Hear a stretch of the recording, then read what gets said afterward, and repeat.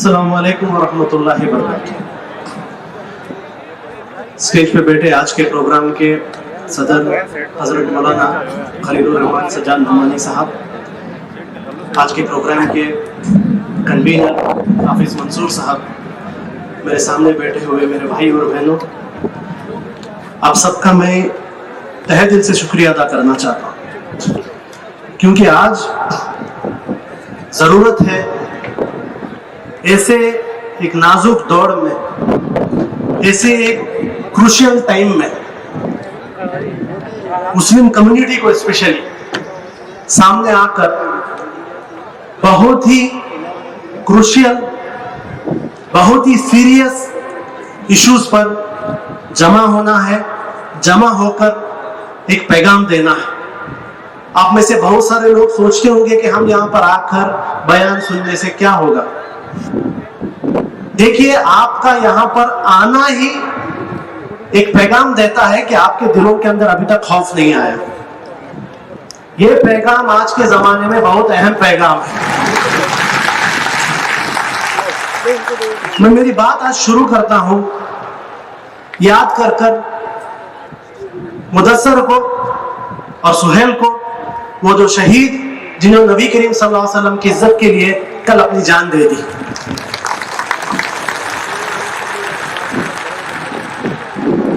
हमेशा हमें याद रखना होगा, हमें याद रखना होगा वो 20 से ज्यादा नौजवान जिन्होंने सीए एनआरसी प्रोटेस्ट के वक्त अपनी जान दी। हमें याद रखना होगा हमारे मुदस्सर की मां को, उस मां ने जो आज स्टेटमेंट दिया कि अगर मुझे कोई भी फिक्र नहीं है कि मेरे बेटे की जान गई है, मुझे गर्व है कि मेरे बेटे ने नबी करीम सल्लल्लाहु अलैहि वसल्लम की इज्जत के लिए अपनी जान दी। हम सुना करते थे कि ऐसी माएं सिर्फ फिलिस्तीन में होते हैं।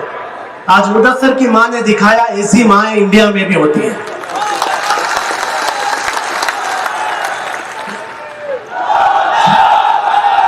हमें याद करना है, आज एक सीए एनआरसी और मुसलमानों की आवाज बनी हुई के एक्टिविस्ट आफरीन फातिमा का घर को आज बुलडोजर के साथ तोड़ा गया। सिर्फ आफरीन नहीं, इंडिया में और बहुत सारे ऐसे एक्टिविस्ट हैं जो आपकी आवाज बनकर दिन रात आपके लिए बात करते हैं, आपके लिए आवाज उठाते हैं, लेकिन उसके बदले उन्हें क्या मिलता है? उसके बदले उनके घर को बुलडोज किया जाता है, उसके बदले उन्हें यूएपीए डाला जाता है, उसके बदले उन पर एनएसए डाला जाता है। वो क्या बात कर रहे हैं? वो हेट स्पीच कर रहे हैं, वो नफरत की बात कर रहे हैं, वो कॉन्स्टिट्यूशन की बात कर रहे हैं। वो सिर्फ इतना बोल रहे हैं कि हमारे मुल्क के कॉन्स्टिट्यूशन के अंदर जो हक हमें है वो हक हमें दो। सिर्फ और सिर्फ ये हक की बात करने के लिए उनके घर को बुलडोज किया जा रहा है। इन्हें याद रखना जरूरी है, इन्हें याद रखना जरूरी है, क्योंकि यही वो लोग हैं, यही वो लोग हैं, यही मुदस्सिर है, यही सोहेल है, यही आफरीन है, यही लोग हैं जो जेलों के अंदर हैं। इनके वजह से आज तक आपके और मेरे घर तक प्रॉब्लम नहीं आया। इनके कामों के वजह से आपके और मेरे घर सेफ है। हमेशा इन्हें याद रखिए, अपने दुआओं में याद रखिए।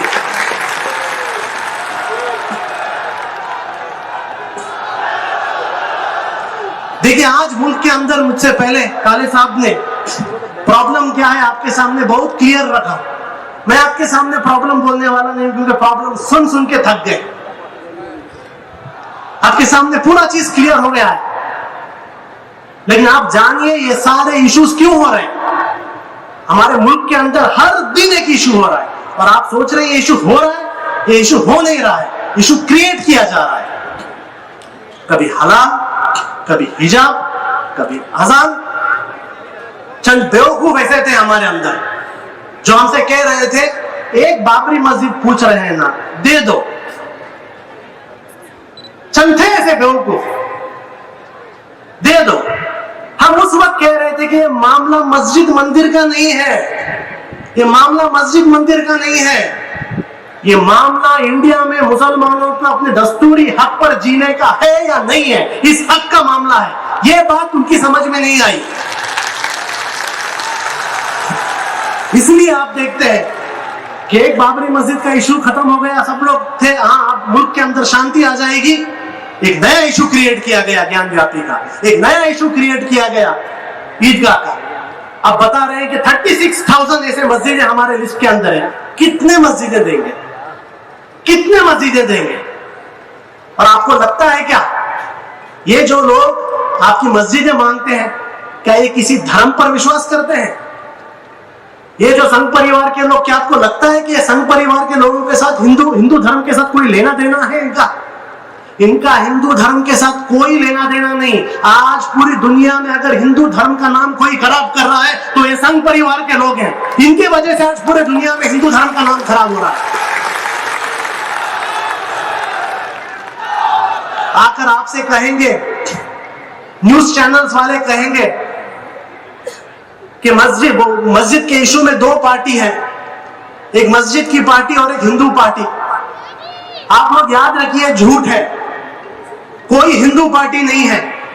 मुझसे पहले काले साहब ने कहा हिंदुओं को उनका बड़ा टेंशन है, इकोनॉमी डाउन है, एम्प्लॉयमेंट नहीं है, पेट्रोल का रेट कहां चला गया, सिलेंडर का रेट कहां चला गया, बच्चियां सेफ नहीं है, रेप्स हो रही है। ये सारे टेंशन लेकर इंडिया के हिंदू और मुसलमान बिजी हैं। तो ये केसेस कौन कर रहे हैं? ये कोई हिंदू पार्टी नहीं है, ये आरएसएस है, याद रखिए। ये संघ परिवार है जो इशू क्रिएट कर रहा है। ये चाहते हैं आपके दिमाग में डालें कि इंडिया के अंदर हिंदू मुस्लिम प्रॉब्लम है। इंडिया के अंदर हिंदू मुस्लिम प्रॉब्लम नहीं है, कभी भी नहीं था, कभी भी नहीं था इंडिया के अंदर हिंदू मुस्लिम प्रॉब्लम।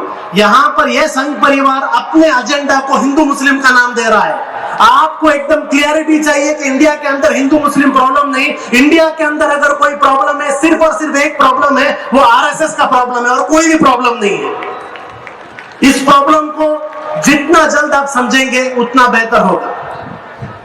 अब आप सोच रहे हैं ये पूरा मशीनरी आरएसएस इस्तेमाल कर रहा है, यहां लिंचिंग हो रहे हैं, वहां मस्जिदों का इशू हो रहा है, वहां पर अजान का इशू हो रहा है। क्यों all of a sudden Muslim community को इतने सारे इश्यूज में लोग घेर रहे हैं?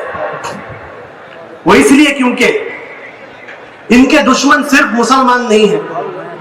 आरएसएस का दुश्मन सिर्फ मुसलमान नहीं है। आरएसएस का असल दुश्मन इंडिया का संविधान है। असल उनको प्रॉब्लम संविधान है। ये वो लोग थे जो चाहते थे कि एक छोटा से गिरोह पूरे मुल्क पर हुकूमत करे, एक छोटे से तबके के पास जात के नाम पर पूरा हुकूमत इनके हाथ में हो। उस वक्त डॉक्टर बाबा साहेब अम्बेडकर के जरिए एक कॉन्स्टिट्यूशन आया, एक दस्तूर आया, और दस्तूर ने एक बात कहा। वो दस्तूर में बात क्या था? इंडिया के सारे नागरिक बराबर, इंडिया के सारे नागरिक बराबर। उस दिन से इस दस्तूर से नफरत करते हैं और आज भी इस दस्तूर से नफरत करते हैं। थोड़ा ड्रामा करेंगे, दिल्ली में बैठे थोड़े इनके लीडर्स थोड़ा ड्रामा करेंगे कि दस्तूर से बहुत मोहब्बत है, क्योंकि दिल्ली में बैठे हुए लोग ये अच्छे एक्टर्स हैं, इन्हें बहुत अच्छी एक्टिंग आती है। लेकिन जो नीचे इनके कार्यकर्ता है इन्हें एक्टिंग नहीं आती। इसलिए आप देखेंगे इसी बीजेपी के एमएलए एमपी कोई एक्टिंग नहीं कर रहे हैं। वो सीधे सीधे कह रहे हैं कि हम इस मुल्क का संविधान बदलेंगे, हम इस मुल्क का दस्तूर बदलेंगे, क्योंकि उन्हें प्रॉब्लम, आप याद रखिए, उन्हें असल प्रॉब्लम हमारे मुल्क के संविधान से है, असल टारगेट संविधान से है। तो फिर मुसलमानों पर क्यों टारगेट किया जा रहा है? वो इसलिए क्योंकि इस मुल्क के संविधान को बचाने में सबसे बड़ा रोल इंडिया के मुसलमानों का है, याद रखिए। इंडिया के अंदर आरएसएस जानता है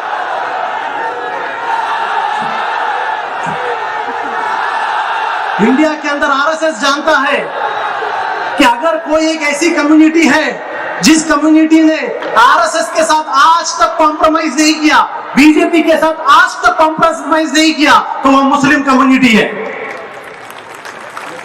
गर्व से कहते हैं हम लोग, आज तक हमने कॉम्प्रोमाइज नहीं किया। इसलिए इतनी बड़ी एक मुस्लिम कम्युनिटी को टारगेट किया जा रहा है। और टारगेट क्या करेंगे? 25 करोड़ मुसलमान हैं, 25 करोड़ मुसलमानों को ना तो कत्ल कर सकते हैं, 25 करोड़ मुसलमानों को इंडिया से बाहर भी नहीं भेज सकते हैं। तो क्या करेंगे? तो आरएसएस का एजेंडा है, इन्हें जिंदा रखो, इन्हें इंडिया में रखो, लेकिन इनके दिल के अंदर खौफ डालो। इनके दिलों के अंदर खौफ डालो, इनके अंदर जो होप है, जो उम्मीद है, उस उम्मीद को मार दो। तो आज आप ये पूरे इंडिया में जो भी इंसिडेंट्स देख रहे हैं, इंसिडेंट्स क्या है?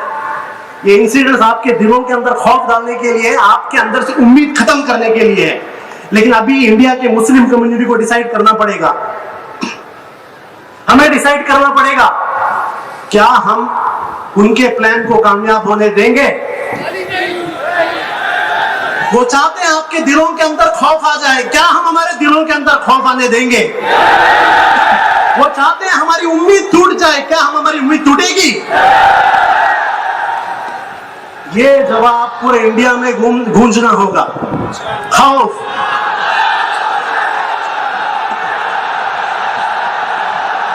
अब ये सबसे बड़ा हमारे सामने एक चैलेंज है। खौफ, डर, होपलेसनेस, इसको तोड़ना होगा। हमें हमारे संविधान पर अभी भी भरोसा है।